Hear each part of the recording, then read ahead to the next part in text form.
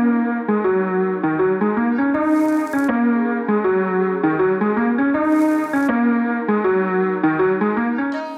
going on, guys? It is Wednesday, the 15th of April. We're back for another edition of the GYMLESS Coaches Rundown.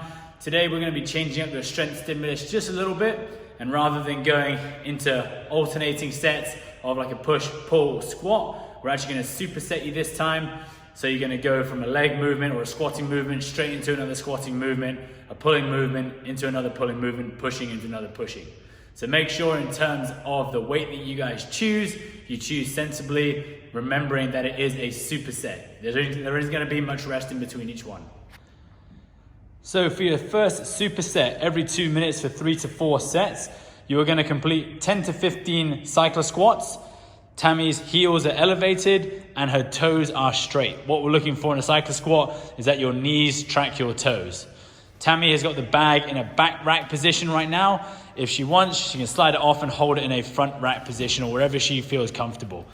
10 to 15 reps. Again, knees tracking the toes, not pushing the knees out.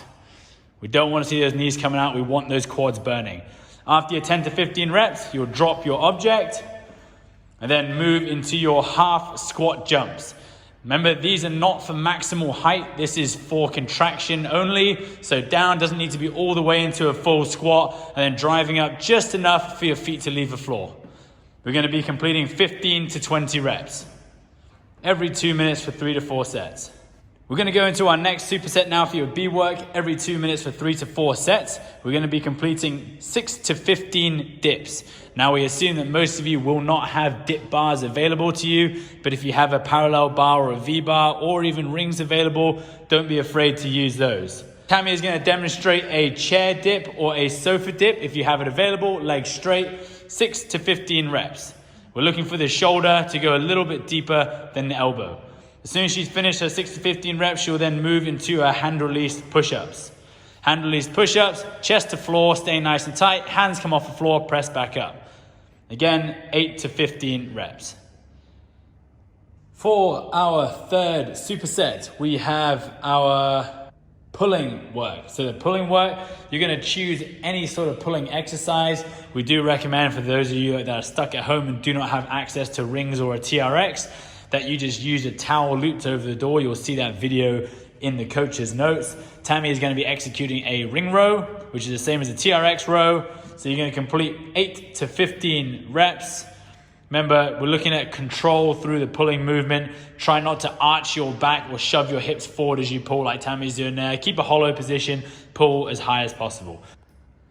As soon as you finish your first pulling movement of 8 to 15 reps, you'll then immediately go into your 10 to 20 bag bicep curls, holding nice and high on those straps, just like Tammy's doing. Notice how her elbow isn't moving. The humerus stays still. We're just looking at elbow flexion here. 10 to 20 reps. Remember, with these supersets that we're doing, we are looking for increased blood flow to the targeted area. So the first one in the quads, the second one in your triceps and pecs, and third one in the pull, so your biceps and your lats. Don't be afraid when that feeling starts to come on that you might start failing. That's why we have such big rep ranges in there for you guys. Make sure you keep moving because you are on a timer every 2 minutes for 3 to 4 sets to each one. If you need to rest a little bit longer between A, B, and C, rest is needed, but we want to get you moving through. This workout should only take us 45 to 60 minutes.